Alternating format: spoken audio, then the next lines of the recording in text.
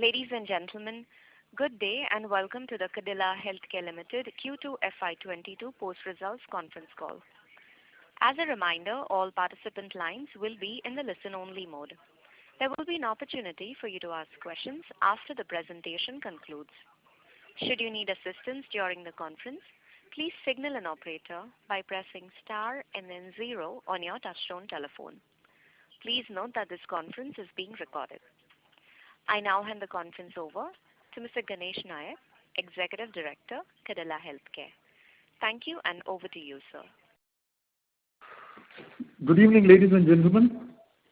Welcome to our post-results teleconference for the quarter ended September 30, 2021. I do wish that you and your family members are keeping safe and well. For today's call, we have with us Dr. Sharvil Patel, Managing Director, Mr. Nitin Parekh, Chief Financial Officer, and Mr. Vishal Gaur, Senior Vice President, Corporate Finance. I'm sure you would have gone through the quarterly results investor presentation, which we have posted on our website and filed with the stock exchanges. The quarter gone by was a promising one for our India geography as it continued to build on the momentum and recorded a double-digit growth during the quarter. In fact, both human formulations business and consumer wellness business in the India geography grew in double digits during the quarter. On the human formulations front, amidst the receding impact of the pandemic, the growth was driven by key existing brands and new products which were launched during the last few quarters. On the back of improving consumption, the consumer wellness business grew during the quarter and continued to unlock the operational efficiency with strong on-ground execution despite challenging economic conditions. Overall, the India geography, which contributed 43% to the consolidated revenues during the quarter, posted a growth of 12% on a year-on-year basis and registered sales of 15.9 billion rupees. With that, let me take you through the financial numbers for the quarter gone by. During the quarter, we posted a consolidated revenue of 37.8 billion rupees, up 3% year-on-year. Consolidated EBITDA improved during the quarter and stood at 8.6 billion rupees, up 6% year-on-year. Reported EBITDA margins for the quarter stood at 22.7%, which is an improvement of 50 basis points on a year-on-year basis. We made a one-time inventory provision for COVID-related products during the quarter. Excluding the impact of this provision, EBITDA margins for the quarter were at 23.8%. EBITDA margins improved despite a year-on-year decline in the US revenues as business in India and the emerging markets performed well and in turn drove the overall margin improvement.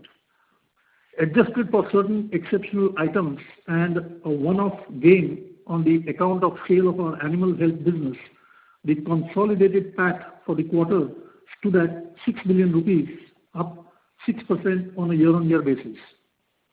Our net debt as on the 30th of September 21 came down to 4 billion rupees from 35 billion rupees as on the 31st of March 2021, and as a result, our net debt to EBITDA ratio also came down to 0.12 times as on the 30th of September 21 from 1.1 times as on the 31st of March 2021.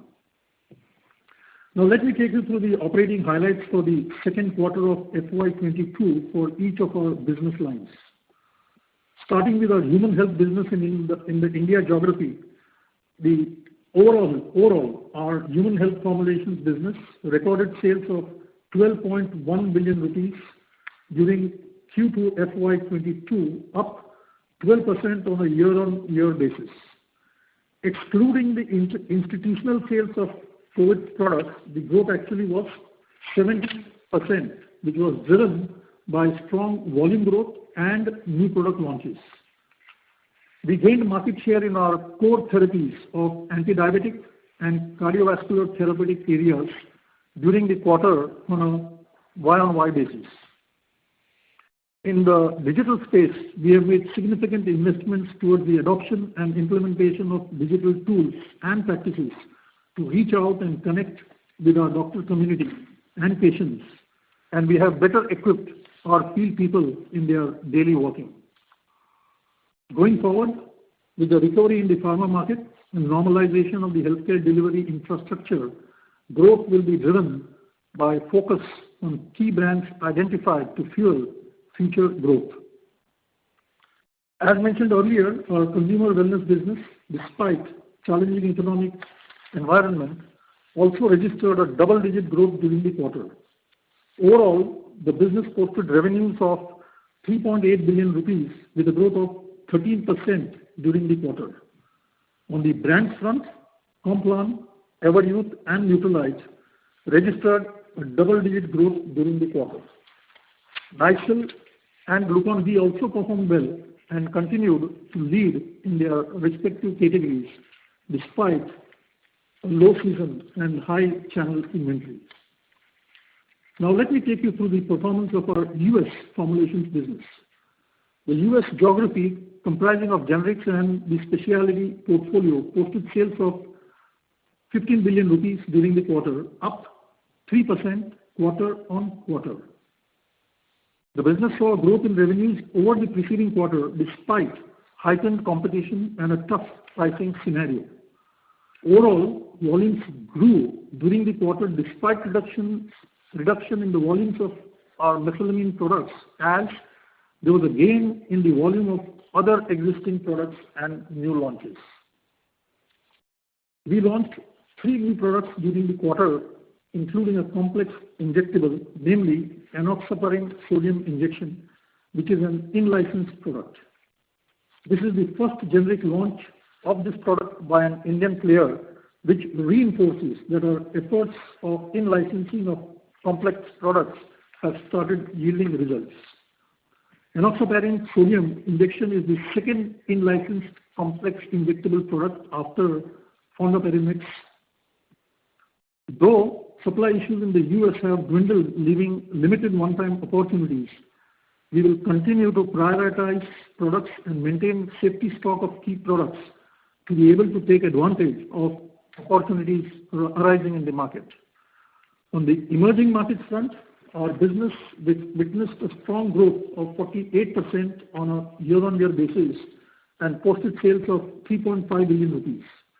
On a sequential basis, the business grew by 26% during the quarter. As mentioned during the last quarter's earnings call, we have undertaken many initiatives aimed at enhancing operational efficiencies to drive improvement in operating margins. One such initiative is the zero-based budgeting approach for human health formulations business in India. As part of this initiative, we have identified multiple levers according the entire value chain of the business, which are in the process of getting implemented. We expect the benefits of this to accrue from the next calendar year.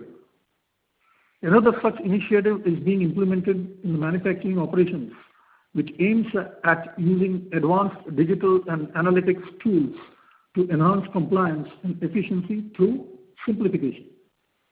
Potential areas for improvement are being identified across work streams, SOPs are being simplified, and various digital tools are being designed for digital performance management. The implementation of this initiative will be spread over the course of the next year. Both these initiatives put together are expected to improve our overall operating margins by 80 to 100 basis points. This concludes the business review. I would now request Dr. Sharvil Patel to take you through the progress and initiatives in our innovation program. Thank you. Thank you, Dr. Nayak, and good evening, ladies and gentlemen. As you all know, we have received the emergency use authorization from the Drug Control General of India for COVID-19 vaccine candidate ZyCoV-D during the quarter. It is the first ever plasmid DNA vaccine for human use approved anywhere in the world. The plug-and-play technology being offered by DNA-based platforms will help in rapidly adapting the vaccine in case of any future mutations to the virus. In fact, we have already developed the DNA vaccine candidates for the Alpha, Beta, Kappa, Delta, Delta Plus, and Lambda variants, and established process for the same as well in a very short period of time. This will provide a flexibility in programmatic implementation to switch to newer vaccine candidates based on new variants, and thereby will provide faster control over the pandemic. This will be difficult in case of other vector-based vaccines due to anti-vector immunity, and also in case of inactivated viral vaccines.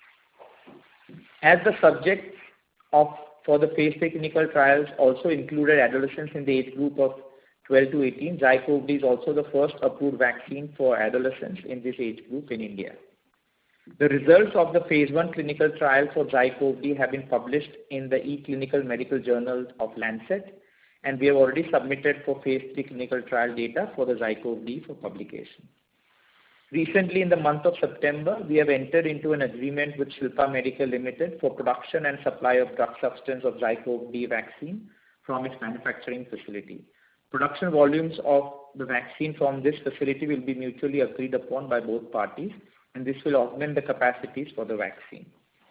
In order to offer therapeutic solution for COVID-19, we have developed a novel biotherapeutic cocktail of monoclonal antibodies targeted at treating COVID-19 patients having mild symptoms. The phase 1/2 clinical trial of this molecules were initiated during the quarter. On the NCE front, we have initiated enrollment of patients for the Evidence-10, a global pivotal phase 2b clinical trial of saroglitazar magnesium to evaluate the efficacy and safety of the molecule in subjects with non-alcoholic steatohepatitis and fibrosis indication. Recently, in the month of October, the first patient was randomized into the phase 2b prospective multi-center randomized double-blinded placebo-controlled clinical trial. 40 sites have been identified in the US and 10 sites have been identified in Argentina for the study. The positive results for the phase 2a global clinical trial evaluating saroglitazar magnesium in patients with NASH were published in October 2021 issue of a peer-reviewed journal, Medical Journal of Hepatology, with a very high impact factor. The study of saroglitazar for post-translational metabolic syndrome, which is PTMS, in the US reached the targeted number of 15 patients, out of which 10 patients have completed the study. The interim results of the study have demonstrated significant reduction in lipid levels and no effect on immunosuppressive drugs and the S-creatine in these patients. This paves way forward for saroglitazar for additional indications as we build the For our anti-malarial compound ZY-19489, Lancet has accepted our single ascending dose study, which was conducted in Australia. In India, the DCGI has approved the single ascending dose study and the multiple ascending dose study of the molecule. The first cohort of the single ascending dose study has already been completed. With regards to our efforts on the biosimilars, we have submitted an application to DCGI to initiate phase 3 clinical trial for one more monoclonal antibody treatment during the quarter. On the global development front, we initiated development of 2 biosimilars during the quarter. Talking about our 505(b)(2) and specialty initiatives, recently in the month of October, our wholly owned subsidiary company, Sentinel Therapeutics, and its licensing partner, Cyprium Therapeutics, announced positive results from an efficacy and safety analysis of data integrated from 2 complete pivotal studies in patients with Menkes disease treated with copper histidine complex, C2X101. In both pre-specified primary and secondary efficacy analysis, the treatment with C2X101 demonstrated a significantly greater median overall survival compared to untreated historical control patients. The rolling submission of a NDA for CUTX101 is expected to begin from the current quarter. Coming to the pipeline of the 505(b)(2) products, we received a tentative approval from the US FDA for a new drug application for sitagliptin-based tablets. Tentative approval was granted upon completion of the first cycle review by the US FDA. We have also submitted an IND application for a pain management product during the quarter, and the NDA for this product is expected to be filed by the end of the current financial year. Thank you, and we'll now start the Q&A session. Over to the coordinator for the Q&A. Thank you. Ladies and gentlemen, we will now begin the question and answer session. Anyone who wishes to ask a question may press star and 1 on your touchtone telephone. If you wish to remove yourself from the question queue, you may press star and 2. Participants are requested to use handsets while asking a question. Anyone who has a question may press star and 1. Ladies and gentlemen, we will wait for a moment while the question queue assembles. Our first question is from the line of Harith Ahmad from Spark Capital. Please go ahead. Good afternoon. Thanks for taking my questions. The first one is on the profit of over 100 crores that we've booked for the quarter related to sale of brands by one of our subsidiaries, Zydus Healthcare. So, how much is the sales from these divested brands, and will you be able to provide some more color on the rationale for this divestment? So the rationale for the divestment is these were OTX brands and they were not prescription-oriented brands in our current portfolio. And we had in terms of a priority of coverage of the molecules, this was not in the top 5. So we looked at divesting it at an appropriate time, and we found a suitable partner who wanted to take this product ahead for further developments. So these were contributing how much to our domestic formulations business? 30 crores. 30 to 35 crores. Okay, got it.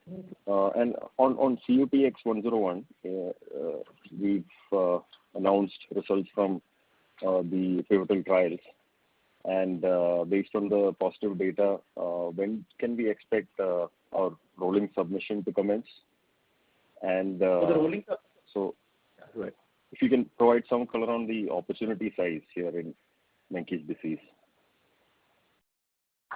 for this product. So the rolling submission will begin in this quarter, as we said, and this has been designated as an orphan drug and has got a priority review. So we believe that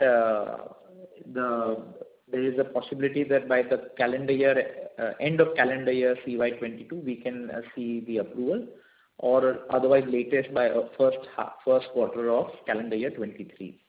And this is a unique product where we are talking about increasing the life expectancy for children who suffer from this disease, and the opportunity is very good from our business case point of view, where we can see a strong EBITDA movement starting almost from the first year and break even also in the first year of launch.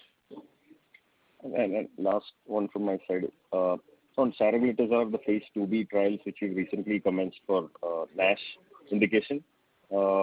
Just trying to understand the timelines around this, and given that this appears to be a fairly large trial, will we be able to go into a submission to the FDA with the phase 2B data, or will it require a larger phase 3 trials before we get into a filing stage?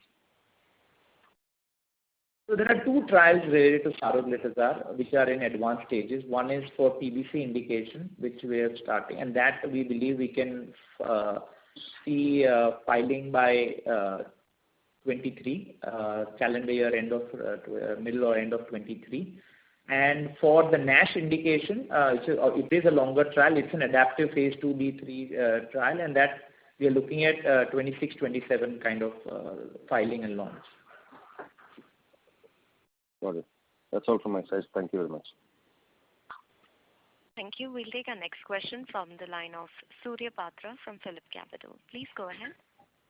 Yeah, thank you for this opportunity. So just on the vaccine side, I wanted some clarity. The delay in the vaccination or supply of the COVID vaccine, how should we see this? Whether it is the price negotiation only which is getting delayed, or it is a debate over inoculating children or not? So related to the ZyCoV-D vaccine, as I said, we have commenced our scaled up manufacturing from a new facility from the month of October. With related to the approval, we already have an approval by the DCGI as an emergency use for the ages of 12 to ahead. But for the government immunization program, it has to go through the committee for immunization approval. So that is in progress, and also the pricing has been a discussion point, which is come closer to an alignment, and we hope that in the next few weeks we can see that clarity coming, which we will immediately update everyone as soon as it comes. But we are hopeful and positive that we should see some clarity in the next 1 to 2 weeks. Okay, but it is not the debate over whether to start the vaccination of the children. That is not the case, right? The reason for that? No, it's not. For an immunization program in the government, they need to go through the approval beyond the regulators also. Okay. And they need to decide on which cohort of adolescent population will be given the vaccine, and they need to prioritize it. As you know, the quantities for adolescents also need to be worked out like it was done for adults. So first they will look at the vulnerable population and then open it up for the larger population. So all those deliberations are ongoing. Okay. Two related questions on this again. So you just mentioned that your tie-up with Shilpa Medicare is for the drug substances only. Is that right? And what is the thought process here? Do we have a kind of a greater capacity so far as fill finish is there? That is why we are kind of monetizing better. We have enough fill finish capacity. Okay. And in terms of the export potential there, I think soon the export of vaccines to outside India will be allowed. So is there any progress for your product that you have seen in terms of getting the product approved by other countries, or arranging some kind of alliance with other agencies, international agencies like that? Some clarity on that would be helpful. So with regards to ZyCoV-D vaccine, we already have expression of interest from many international, from many countries. We have also had discussions there. Obviously, the first phase for us till we scale up to very large quantities is to supply to the Indian immunization program. And once that is sufficiently catered to, then we will also get export permission for the vaccine. So I think in the near term, it is more driven towards making sure we can supply the quantities for India, and then later on also look at export. We are also looking at partnering with one CMO in outside of India who also has drug substance manufacturing capability, and that will further boost our manufacturing and supply for international markets. Okay. The next question is on the other expenses side and something on the margin side. So we have seen the other expenses, there is a sequential improvement that we have witnessed. You have also talked about the digital adoption, expenditure on the digital adoption, and potential saving because of that initiative. And also there was a point that in the previous year there was saving because of the saving on in front of this in terms of this distribution and the promotional this side. So considering all these three things, still we have seen a kind of improvement. Means the saving of last year would have come if we are seeing that there is a normalization in the trade, and you have done incremental spend on the digital side, and that would have also to some extent help you saving the. So how should we see all this? And you mentioned that in the opening remarks there is a 80 to 100 basis point kind of improvement in the margin. So what margin and for which period that you are trying to give this indication? So with regards to expenses, when you look at quarter on quarter, we need to factor in the difference in expenses with respect to the wellness business. As you know, the quarter 4 and quarter 1 are the large expenditure months with a larger revenue also, and quarter 3 and quarter quarter two and quarter three have lower expenditure. So one of the reduction is on account of reduction in wellness on the marketing side. The other is what you say is right. We have reduction in R&D expenses, which is also a little bit of timing issue. But we have been able to sufficiently manage our R&D expenses over many years, so we continue to believe that we will efficiently do that spend. And with regards to other things, while we had a higher increase in the digital and other side, we also had savings, which we talked about. We are running at least 3 to 4 initiatives, and we have talked about saving, improving margins by 100 basis points because of the savings that we are accruing on zero-based budgeting, on the other manufacturing and other areas. So that is all helping us. But on a normalized basis going forward, we can see around a 950 crore around other expenses kind of number. Sure, sir. Just one question, if you allow. It is on your injectable initiatives. See, obviously the Doxil and enoxaparin is in the kind of a recent key launches in the US. And you have also indicated that the injectable portfolio is likely to do great going ahead. So on that front, what is the progress and what is the run rate now we have achieved, and where we are looking this initiative to contribute? So I think we're just building upon. We had a very, very small base on the injectable side with the launch of liposomal doxorubicin, enoxaparin, the doxorubicin and others. We have seen good traction of niche launches, and we're seeing a good build-up on this. But as I said, if you take a 3-year view, 3 to 4 years, we are looking at building at least a $250 million plus franchise on the injectables front, with filing of many complex injectables, and also partnering for many of the complex injectables. So that's our current plan. Obviously, the current scale-up is very large because the base was very small in terms of growth, but you will see substantial contribution coming in from 23, calendar year 23. Sure, sir. Wish you all the best, sir. Thank you. Thank you. We'll take a next question from the line of Anubhav Agarwal from Credit Suisse. Please go ahead. Yeah, hi. Sir, actually just taking this previous question again, even excluding R&D, even excluding wellness, our other expenses were still down 63 crore in this quarter. I'm talking versus the June quarter on quarter. So just can you throw some light that all the initiatives that you're talking about will accrue from the quarter 3 onwards? What led to such a sharp decline in other expenses in this quarter? So versus the last quarter, it is just we have lower marketing and manufacturing expenses, and as I said, lower R&D expenses, and lower quarter on quarter wellness expenses. So those are the 3 contributing factors. On a consistent level, next quarter onward, we see around a 950 crore other expenses. Okay. And can you call out roughly how much is the COVID sales in the quarter? On your top line, about 3,800 crores.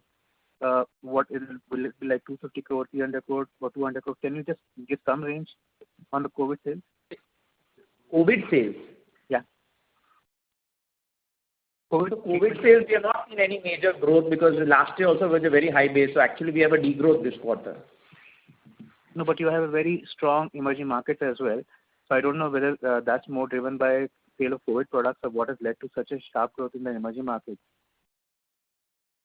No, emerging markets, we have not sold COVID. In fact, I made a mention in my opening talk that domestic business, which has grown at 12%, if you take out this COVID factor, the growth actually is 17%.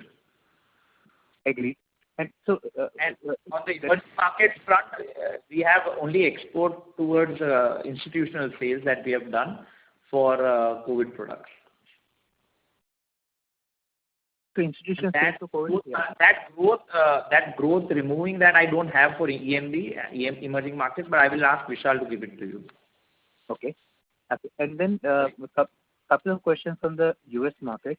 One is on mesalamine.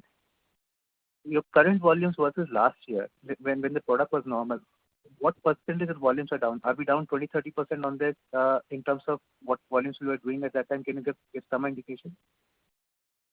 Yes, we are down on both mesalamine, on Lialda as well as Apriso. As of all, on Lialda is because of obviously more competition. but still we continue to hold significant share. And on Asacol also, because of the volume of the prescriptions coming down, and also last year there was shortage, so that has obviously got cleared also. So on account of both of that, we have seen a degrowth in volume and value, and which if you look at our numbers, has been compensated mostly by the existing and new products. Can you just help on Asacol, sir? What kind of volume decline are we talking about? Are we talking about 20-30% higher or lower than that? Maybe 10. I mean, I don't have the exact number, but it is on the volume side. I think it will be around 10%, but because the volumes are not very large, so it will be around 10%, I would say. Sure. And lastly, in the outlook for the US business, this quarter we have done about $202 million. In your previous comments, you mentioned that the second half, can we do a run rate of about $230 million each? No, currently looking at the pricing pressures and obviously assuming there will be some competition on Asacol, which we are not very clear on yet. We are looking at least the next quarter, we believe we can have the same base as this quarter. And quarter 4 is a little difficult to predict, but our view would be to make all efforts to make sure that we maintain our base. But we could see reduction in quarter 4 depending on how intense the competition is on Asacol. Okay. Thank you, sir. Thank you. We'll take a next question from the line of Kunal Dhamesha from Emkay. Please go ahead. Thank you for the opportunity. So first question, we are targeting a lot of growth on injectables and we'll be using in-house R&D and partnering as a tool. So on both of this part, once we start putting money in terms of R&D, our R&D, is it going to increase drastically because we will also have a lot of costs coming in from the Saroglitazar trial in US? And secondly, if we are going for a partnering route, does the margin in that route make sense? Will it be accretive to current EBITDA margin? When you're talking partnering, are you talking about the injectables franchise? Or? Injectables, sir. So the likes of enoxaparin or Yeah. On relation to the Saroglitazar and the R&D investment, so in this last couple of years also, we have had continuing studies on Saro, on vaccine and other fronts also. So we believe currently with our revenue growth expectations, we believe we can be around 8% of spend on R&D as a percentage of sales. But if on a year-on-year, maybe there will be 1 year 9 and lower, but around 8% is a figure that we can look at in terms of our R&D expenses, assuming all of the costs that we are looking at. Because the trials are done over a period of 3 to 4 years, so it's not everything that is spent over 1 year. And we do manage all of the Saroglitazar trials internally in a majority of the manner, which is allowing us to recruit better and manage our costs also. So that is to do with that. With respect to the injectable business, yes, if you look at it from doing it on your own versus in licensing, the margins are shared. But if you look at in terms of return on the investment, it is significantly better than doing it on your own because the fixed investments are significantly lower. When we are looking at doing licensing for complex injectables, all of them require dedicated facilities either on the API side or on the formulation side. So when we are able to in-license, we are removing many of these fixed costs. So on that point of view, the profitability would be far better in terms of the investments that we'll make. And it will also de-risk us because we believe this is a better model in terms of de-risking from the regulatory side also. So I think it's a mixed part. But on the overall side, the profitability with these products will be very good because they are all complex and they would drive better profitability than the current profitability, even if it's shared. Sure.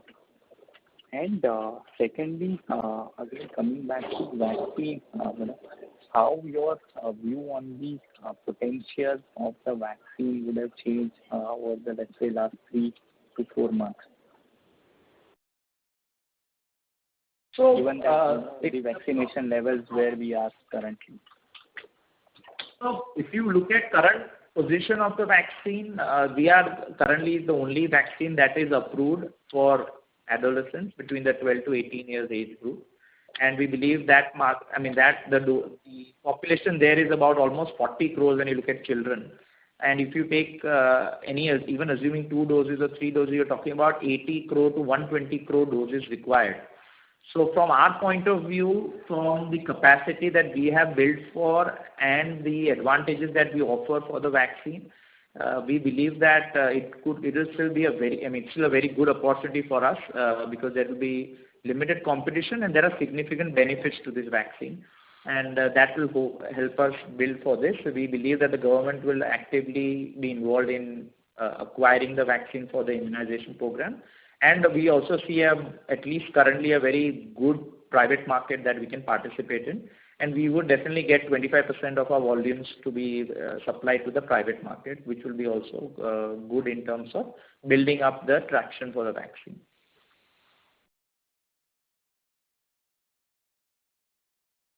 And I also suggested that internationally we are looking at partnering with one more CMO for making the vaccine available for the international market. Mm-hmm. So you don't see a lot of competition impact with the Bharat Biotech approval, the potential remaining the same for the adolescent market. And additionally, the follow-up would be, are we also conducting a trial on mix and match study? So we are doing the trial now for the ages of 5 and above. So that will be the additional age group that will get included once we complete that trial. With respect to competition, you can look at the overall supply of some of the other vaccines, and it's not been anything very significant. So I think from the overall opportunity side, which is I told you about 80 crore to 120 crore doses, there is plenty of opportunity for a player like us, which is talking about currently 1 to 2 crore doses on a month basis on a steady state. For us, I think it doesn't seem to be a concern, and I think we should be doing well in India, and further capacities we will be able to use for export. Sure. And are you conducting any mix and match trials for your vaccine? The discussions are underway, and we are still under discussion for the mix and match trial. Sure. Thank you. Thank you. Our next question is from the line of Keshav Mishra, an individual investor. Please go ahead. Thank you, sir. So my question is on Saroglitazar. In domestic market in India, we already have the approvals. How has been the growth like, sir, over last 2 years, say? So the growth, so with the additional indications, we believe the main scale up of the Saroglitazar you will get to see in these 2 years. But the growth in the last 3 years has been obviously significantly better than our overall business, and it has become one of the top 20-25 products of the company. Okay. And sir, related to the trials that we are having, especially for PBC in US, how is the what is your view about the competition and the competition doing in terms of trials for similar indications, and at what stage they will be? Can you just give a flavor on that? So with our current understanding on the PBC indication, we believe we can be amongst the first wave of launches, assuming there are a few more companies, but we definitely believe we will be in the first wave. Either we are first or we are in the first wave, but very strongly we can be there. With respect to NASH, it's an ongoing effort. A lot of trials have failed. A lot of molecules have failed with studies done on NASH. So if assuming that we are coming to market in 27, we believe we can be in the first wave or close to the first wave of launch. Okay. Thank you, sir. That's it from me. Thank you. Our next question is from the line of Sayan Mukherjee from Nomura. Please go ahead. Yes, sir. Thanks for taking my question. Dr. Sharvil, if you can really help us, understand the contribution from Asacol and Lialda at this point in your US revenues, because we are going to see competition. So if you can guide us, that it will be really helpful. So as I said, we don't give individual product related volume value. I did mention that on Lialda and Asacol, we have seen degrowth in this quarter in the US, and assuming that we will see some competition in next quarter, we still believe we can maintain our base of quarter 2.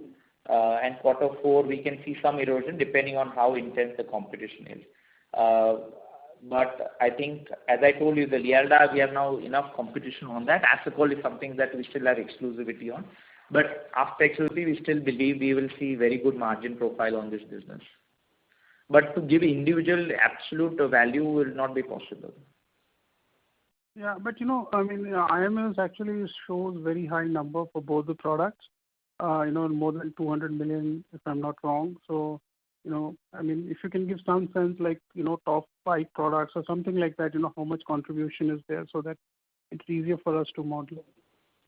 So you were asking me one way or the other, but IMS obviously, is always a little inflated. So IMS will not be the full reflection of sales of it. So that is not the way to look at it. But as I said, our current guidance is that assuming competition, at least in this quarter, we still believe we can maintain our base. And going forward, we do believe that the base of Asacol, Lialda is already there is erosion, but on Asacol, once the erosion is seen, we believe that going forward from calendar year 23 onwards, we can more than compensate for the gap that is created in the coming year. Okay. And the second one is on your specialty. You mentioned about CUTX, which possibly will be launched in the 2023 calendar year. So what is the kind of investment in terms of commercial front end that you need to make? And you also mentioned sort of it's kind of going to break even on year 1. And also, if I take a slightly longer term view, given the PBC trial on Saroglitazar, so what's your overall plan in terms of commercial, expansion for the specialty business in the US? Right. So on the C2X 101, next coming calendar year 22, we have starting to recruit people in the field. This is an orphan indication, so we are talking about not a very large team, but a team considering between 10 to 15 front-end team that we are trying to recruit for to be prepared for launch either by end of next calendar year or early part of 23.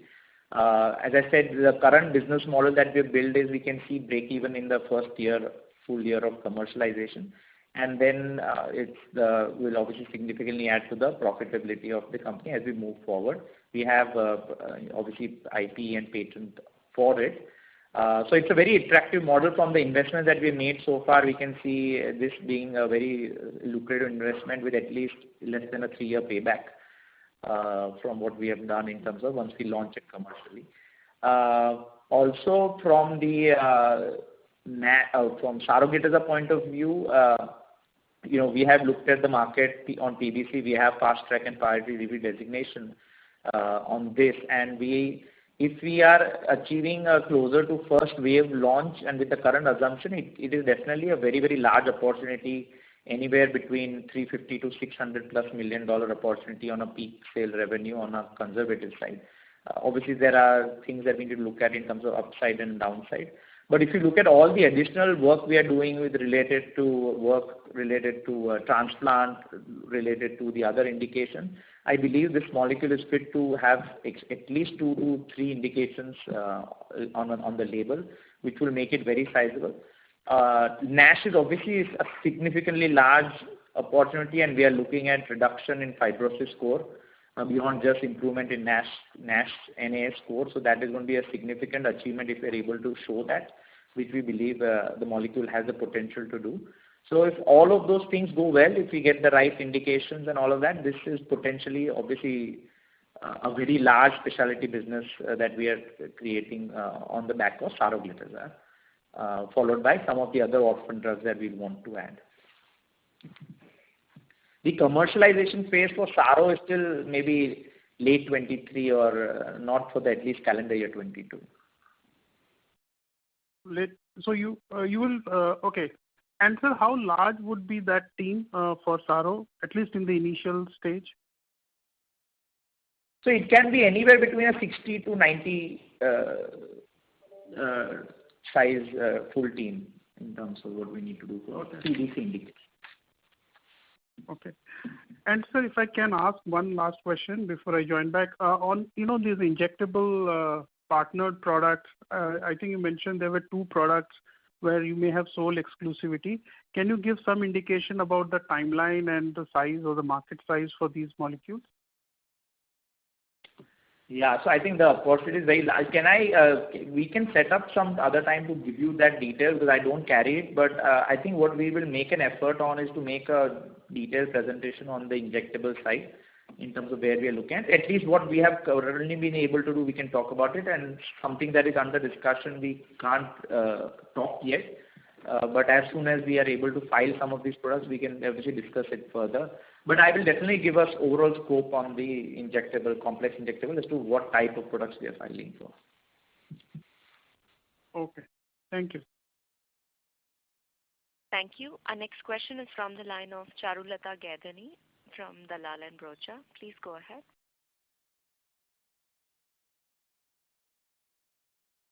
Yeah, my question pertains to US.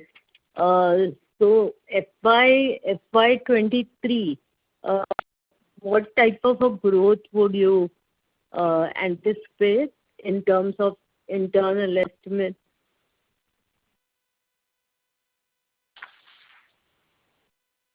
So FY23 our current best guess estimate is about around a 5% kind of growth for the year.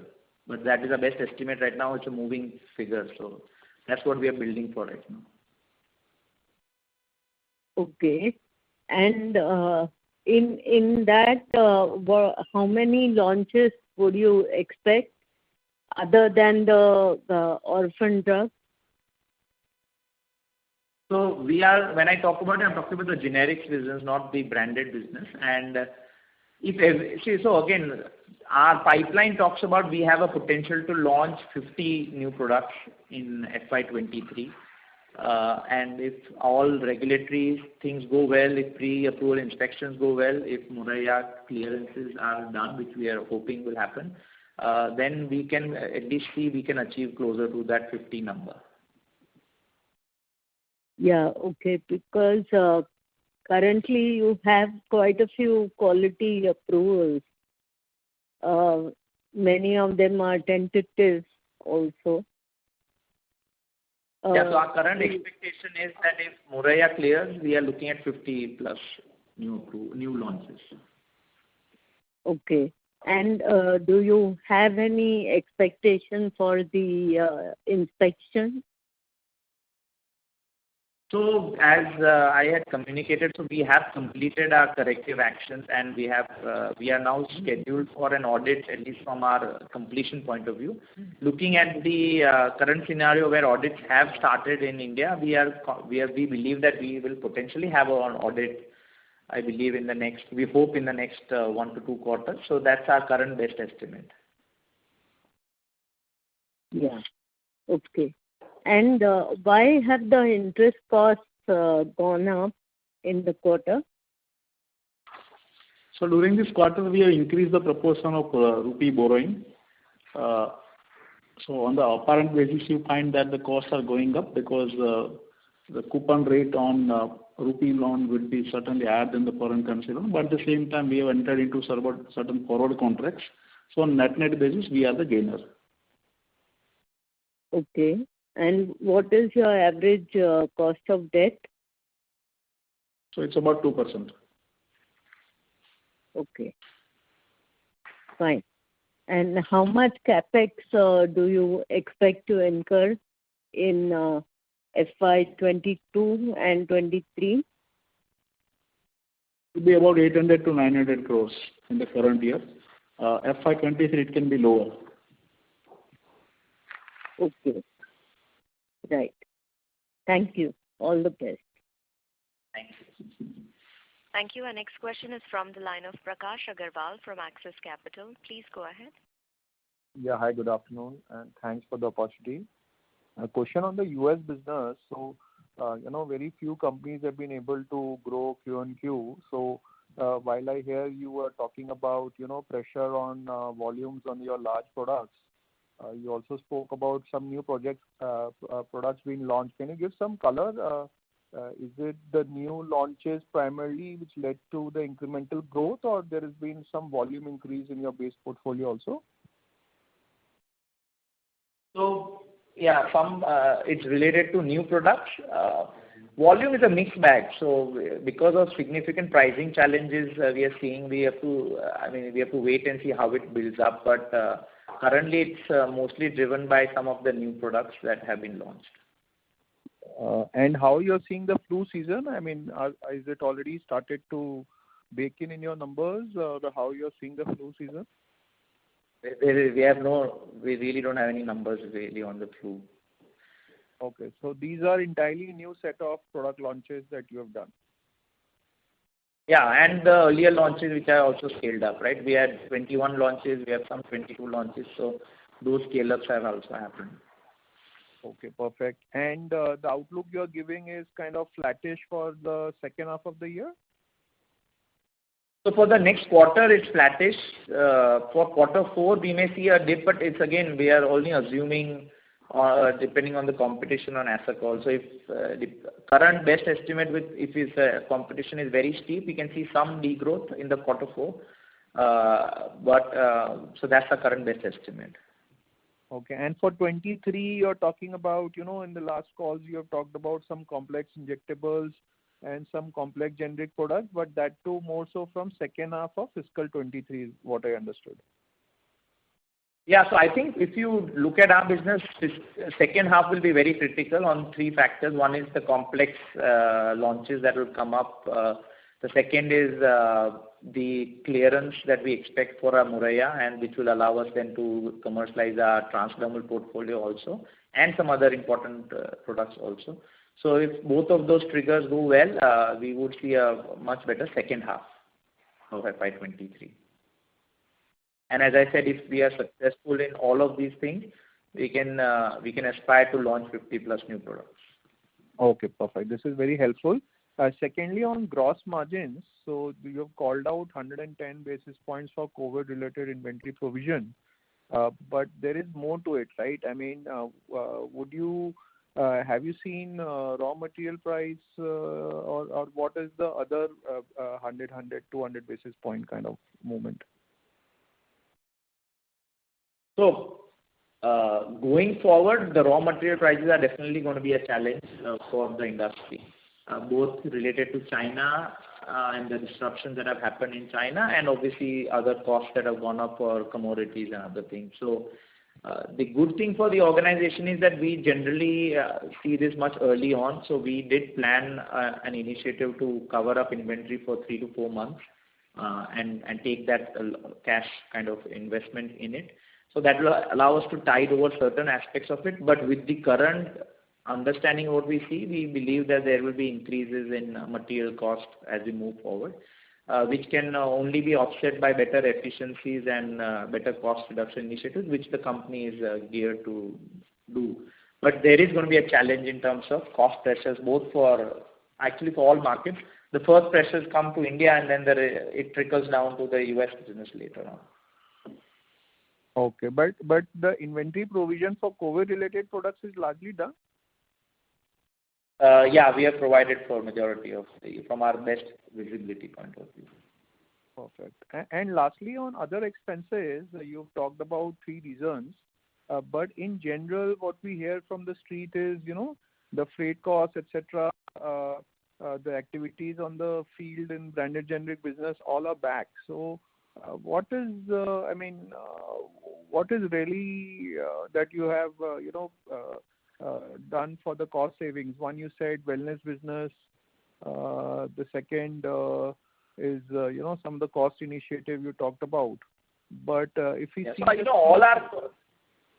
So if you look at the cost initiatives that we are running, if I talk about a zero-based budgeting, we are talking about significant triple 100+ crores of kind of savings that we are trying to target there. If you look at our Slim and Prism, we are looking at upwards of 150 crores of saving. when we do our other programs like efficiency improvement, which is again another 55-60 crores for 2 plants. So a significant amount of cost cost programs or efficiency programs, more importantly, have been run in the organization. And also, while things were back to normal, all the spends, our marketing spends have been lower, both for the wellness market because of sequentially it being lower, and also for the India business. So I think all of that has led to a better other cost in terms of lower other costs. And a one-time lower R&D, not one time, but a lower R&D expense this quarter. Yeah, but apart from R&D, which you said will come back, are the other cost savings all sustainable? So our best estimate right now is looking at all of those things. We're looking at around a 950 plus crore number for the next quarter. Okay, which is coming back quite a bit. Not quite a bit, but by 7-8% more than the current base. Okay, perfect. So you're all set. Okay. Okay, thank you so much. All the best. Thank you. Our next question is from the line of Saion Mukherjee from Nomura. Please go ahead. Yeah, sorry. Thanks for the follow-up, sir. Just on Saroglitazar in India, how has been the response to the fatty liver approval that you got, and what's your expectation here in terms of the brand size that you see over the next few years? So so we have two important products. One is Saroglitazar, where we believe it is definitely going to be at least a 200 crore plus product, and it will be amongst the top 10 products for the organization in the next 2 to 3 years. We have a follow-on molecule which is Desidustat, which is for the treatment for CKD patients on dialysis and not on dialysis, where the trial is just concluding, and we hope we can also commercialize this in the coming year, which also has a potential to be a 150 to 200 crore molecule. So both of these IP-driven molecules will significantly be amongst the top 10 molecules for the organization. And so when you expect Desidustat in India, a launch? So if everything goes well, we can look at a Q1 next financial year. Okay. And sir, in terms of IP protection for both Saro and Desidustat, how long is that? Is there a risk of competition? No, we do have a significantly long runway for IP until 2036 for Saro, and also for Desi we have a good amount of it life left. Okay, thank you. Thank you. Our next question is from the line of Ranveer Singh from Sunidhi Securities. Please go ahead. Yeah, thanks for taking my question. So for FY22, how much products we have planned to launch? How much we have already launched in US in first half, and what remains to be launched in second half? So in FY, you're talking about US business? US business, yeah. As I said, this year we will look at launching close to 20 products in this calendar year, in this financial year. And next year, assuming certain aspects, we can target our market targets about 50 plus launches, provided we are able to resolve our current warning letter. Yes, in this context, because earlier we guided some 30-35 products launches in FY22. And that's why I just wanted to understand that whether we have curtailed our launch aim for any reason, or if you could give more detail on it. So there are two aspects to that, which your point is right. One is because of the market conditions, a few molecules we have chose not to launch because the pricing is not very progressive. The second part is that we have, as you know, PAIs need to be completed, and for some of the molecules we require a pre-approval inspection, so that has led to some of the delay. So between these two things are the delay, and some are getting pushed out to Q1 because of, the approvals came late, so the launches also get staggered late because of the response letter and the goal date. Yeah, so even for 23 also, the launch, the number of launches seems very low despite we are assuming that Moraiya facility would be cleared. 23, I am talking about 50 launches. 50. Oh, 50. Okay. Sorry. I thought. Okay, fine. And second question was related to the ZyCoV-D, that vaccine. In this, just wanted to understand, because the opportunity size has already shrunk, whether we will get a fair return on the investment given the situation, or the return would be in line with the company's average return.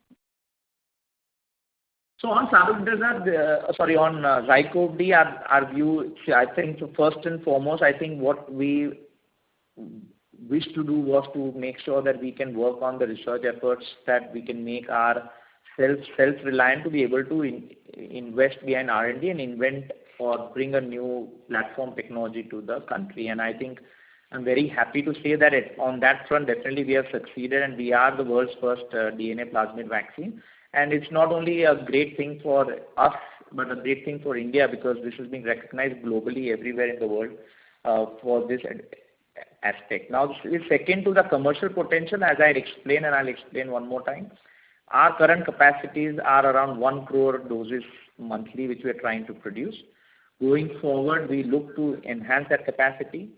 If you look at the target segment of only children, we are talking about requirements of 100 to 120 crore doses, and we are talking about producing 1 crore doses a month. So from our opportunity side, we have enough opportunity to cater to. Actually, the expectation would be higher that we could produce more, but obviously we are just building on this new technology and trying to scale it up. But from our commercial potential, we are still on track to be able to fulfill the overall demand in terms of our expectation, which is to produce 1 crore doses and sell 1 crore doses.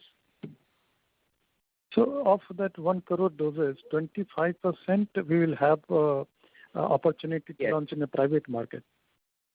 Yes. And so my question was in that context only, because in private market still we have a competition. Then we will have some agreed price for government supplied, and then another opportunity is for an export. So given a different price scenario, and that I wanted to understand that the kind of investment we have done for that 1 crore vaccine in terms of building capacity or R&D.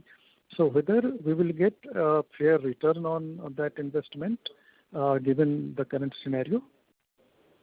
Yes. We will get much better than our other businesses. Okay. That's it from my side. Thank you. Thank you. Any participant who has a question may press star and 1. Our next question is from the line of Keshav Mishra, an individual investor. Please go ahead. Yeah. So, sir, one question on the vaccine portfolio that Cadila already has. Since we have now developed ZyCoV-D, can you just give a flavor of how, what strategy and what kind of growth we can see from the entire vaccine portfolio that we have developed, apart from ZyCoV-D?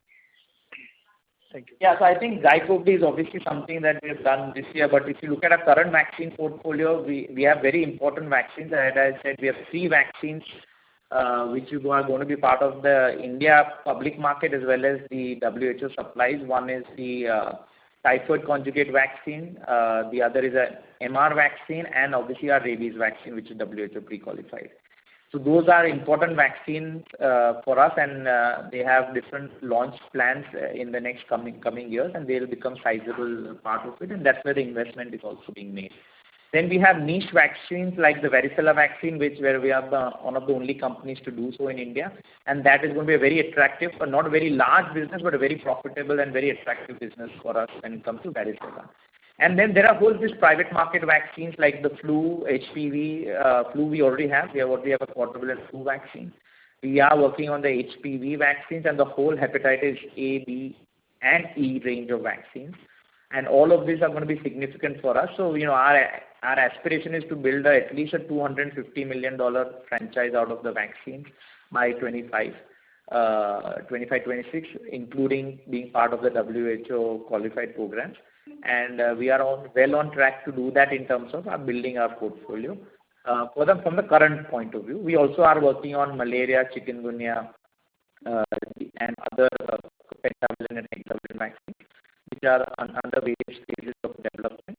We also have a monoclonal therapy, which is again the world's first, which is Twinrab, which also has the potential to become a very important product with the treatment for with the vaccination related to using rabies vaccine as well as treatment option using Twinrab. And sir, when you say you want to build a $250 million franchise in FY25, what is the current base looking like? I mean, what is the current size that you're already doing? We are about 12 million, $10 to $12 million base right now. Okay. Yeah. Thank you, sir. That's it. Thank you. Thank you. Our next question is from the line of Prakash Agarwal from Axis Capital. Please go ahead. Yeah, thanks for the opportunity again. Just missed your comment on the opportunity for exports on the vaccine front. So currently you are awaiting government approval. No, approval is there, but for the launch, the pricing, etc. But what is the opportunity in the ROW markets? So I think from what we produce currently in India and the requirement that is there in India, I think largely the Indian manufacturing will be on the immediate basis only supplied for the India market. We are also looking to partner with the international CM contract manufacturing company, which has large capacities on COVID on DNA. And if all of that goes through well, then that capacity we can use for selling in the international market. And when you say international, this is ROW market? Yes. Okay. Ex-US, ex-Europe? Ex-US, ex-Europe, yes. We have already we have a lot of expression of interest, and we have agreements in place to do that. Once we're able to produce sufficiently, then we will be able to do some of these contracts. And how this works in terms of approvals, given that you already have approval in India now? So are these approvals can be replicated, or you need a WHO or some other regulatory approval? So we will go through a three-phase approach. One is with the India approval, we'll be able to directly give the vaccines in many countries without registration or a quick supply, which is under emergency use. Second, we will be filing doses in some of the markets for a registration of the vaccine. And third is go for the WHO qualification for the vaccine, and which will obviously be the third phase of what we need to do. Okay. Great. Thank you so much, and all the best. Thank you. As there are no further questions, I would now like to hand the floor back to Mr. Ganesh Nayak for closing comments. Over to you, sir. Thank you very much. Wish all of you a very happy Diwali, a very happy Christmas, a very happy New Year, and look forward to interacting with you again on the third quarter results in the month of February. Have a good evening. Thank you. On behalf of Cadila Healthcare Limited, that concludes this conference. Thank you for joining us. You may now disconnect your line.